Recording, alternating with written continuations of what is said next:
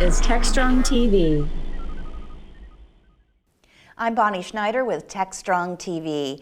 Companies are using more computing resources for their cloud and hybrid infrastructure in the digital age. They're looking for more ways to reduce their carbon emissions and, of course, reduce energy costs. Optimizing scalability, resource utilization, compliance, performance, and security. All of this has to occur while reducing carbon emissions and cutting energy costs, which naturally poses challenges. Well, joining me now on Techstrong TV is Andrew Diaz, Chief Strategy Officer at Granulate. His company offers sustainable solutions for engineers, DevOps, and SRE as they focus on product improvement. Andrew, thanks so much for joining me on Techstrong TV.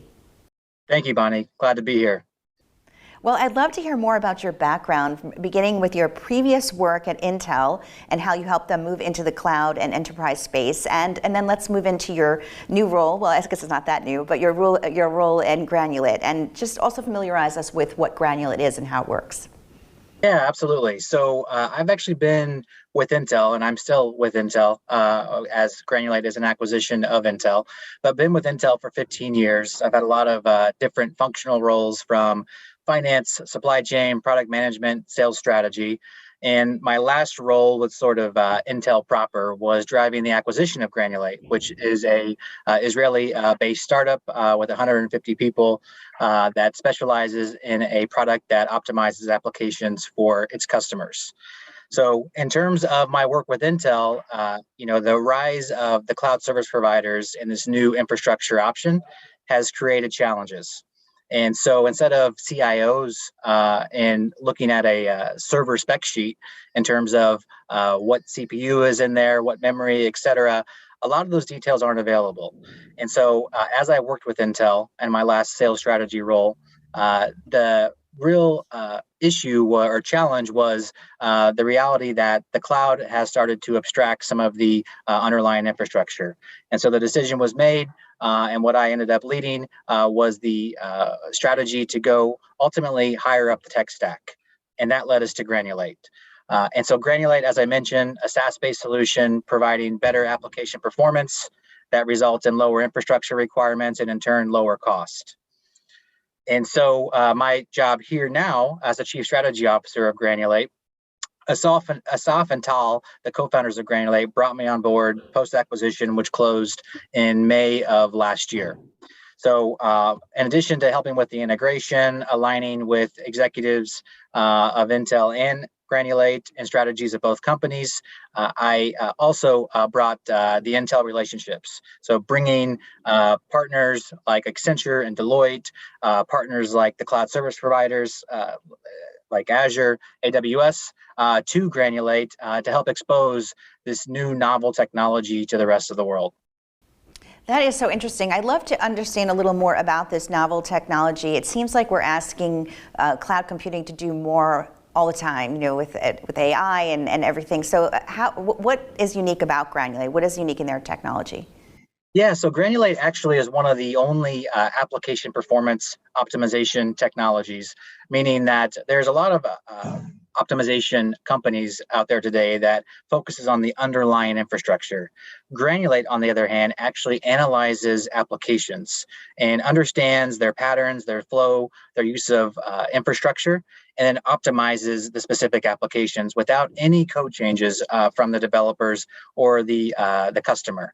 And so this unique capability we see at Intel as a very unique differentiated opportunity for us to present to our customers in terms of providing them the best-in-class hardware with a best-in-class application opportunity in order to maximize their overall return on investment in terms of their IT spend. Well, let's go into the carbon footprint, reducing that. I know sometimes that's difficult to measure in terms of how much are we putting out there that is affecting it. What have you done at Intel and now with Granulate to have a better understanding about carbon footprint and energy efficiency and through these processes? Yeah, I think you nailed it, right? The difficulty is measuring the full carbon footprint of a given application or a given workload. But just to be clear, AWS, Azure, GCP, they do have carbon footprint tools today that they provide to their customers, but they're all slightly different in terms of how it's calculated. So really, and the root of the measurement question is around how do these players in the industry make these tools as accurate as possible, which will ultimately take partnerships between the likes of Intel, the likes of SaaS providers like Granulate, and the cloud solution providers. So, for example, in the public cloud, it's not possible really to associate a specific energy consumption to a specific virtual machine.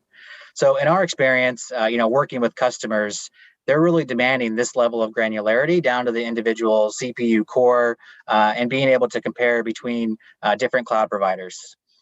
In addition to not only running the applications and the cloud environments, there's also multiple layers to consider. I think a lot of us think of sustainability or carbon footprint as associated with the underlying electricity required to run a given infrastructure. However, there's also the cost to produce the infrastructure, and that's where the partnership with Intel and the large cloud service providers really comes full circle in terms of aligning to industry standards and also aligning to overall goals in terms of what the industry is trying to get to from a sustainability perspective. That is interesting. You're right. We do tend to think about, well, how much power are we using and how much energy, is going into it. Can we break down that a little bit further into the whole process when we're looking at carbon footprint? Because I think that's a different perspective to understand. It's not just one thing; it's the big picture. Yeah, absolutely. And, I think we're still early in this journey. So I think there's a lot of work still to be done. But for example, companies running their business applications in the cloud, the predominant focus, as I mentioned, is what they call Scope 3 emission, which is, really the ability or capability and energy required to run the underlying infrastructure. And so, some companies have actually begun to measure this and set goals accordingly. As an example, public companies, Spotify is one. If you look at their 2021 impact report, their Scope 3 emissions were 99% of their total emissions. And so what Granulate has been able to do, the Granulate solution is actually an easy option that optimizes the application without changing the code, and will consequently reduce that Scope 3 carbon footprint through reduced infrastructure needs. And so what we've been able to do with the available information in the industry, we've been able to create in our dashboard, our UI, which is called G Center. We then calculate the associated carbon footprint reduction in addition to the overall cost savings, which has been primarily the value add for our customers to date. Well explained. I'm glad that we dove into that. That's a really good, nice overview of how that all works. So let's talk about the cloud technology and the industry. You said you've worked with Intel 15 years, so you've seen this evolution. Can you talk about where it was when you started and where it is now, and where you see the whole cloud technology going forward? Yeah, so there's been quite a lot of innovation over the last few years. As I said, the large hyperscalers have provided dashboards to help inform the carbon footprint calculation for customers. But at this point, it's still at a pretty high level. As an industry, I think as we move forward, the devil will really be in the details. And so just to give an example of what I'm referring to, there are some studies available about the carbon footprint of runtime languages, meaning one line of Python code is more carbon intensive than Java. Now, I can't speak to the accuracy of the studies, but it gives you a perspective on sort of the art of the possible. So unless those sorts of studies are supported by data, and hopefully eventually they will be, I think what you can start to see is that this sort of information can start to shape how applications are developed, or how customers approach their overall IT infrastructure. And so I think as we continue to move forward, more and more data will be collected, which will ultimately inform best practices for companies worldwide. That's interesting. I think that will be the topic of another Techstrong TV segment. Which line of data code uses more energy? I didn't know that. That's a very interesting point. I'll look for that study. Let's talk about organizations that are looking to adapt sustainable practices in the IT industry. What is some general advice that you would have for them, especially when they're looking towards their cloud infrastructure? Yeah, so I think in general, I approach this pretty simply, and I think you can see, Intel was recognized by Barron's as being the #1 sustainability company in 2022. How did they do that?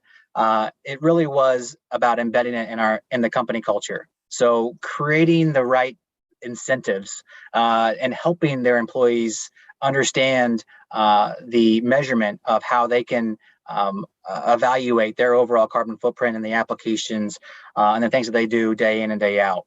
And so by doing that, in addition, with the incentives at an individual level, it's possible for companies to really create that overall momentum in terms of the same that it would be for a revenue goal. Obviously, for companies, which I'm sure all of them have, it's very necessary to create additional goals for sustainability in order to provide them with sort of that guiding light. So that would be kind of step one. And then step two is that baseline. What's the carbon footprint calculation today? And is it actionable data? There may be measurements, but they may be measurements that can't be evaluated given different actions taken by individuals as they're evaluating them. And so that's really step two in terms of forming a plan in order to be more carbon efficient. And then selfishly speaking, utilizing a solution like Granulate is a great first step in the sustainability journey. Again, our main value proposition to customers has been, hey, let's lower your cost. Well, what's great about lowering cost in the aspect that Granulate is able to provide is it also lowers the overall carbon footprint. And so, we're still in the first inning of a 9-inning baseball game here in terms of not only the transparency and data and what customers can have access to in terms of their overall footprint. But I think there's some solutions like Granulate today that are very actionable and that many customers can take advantage of, at least to get started.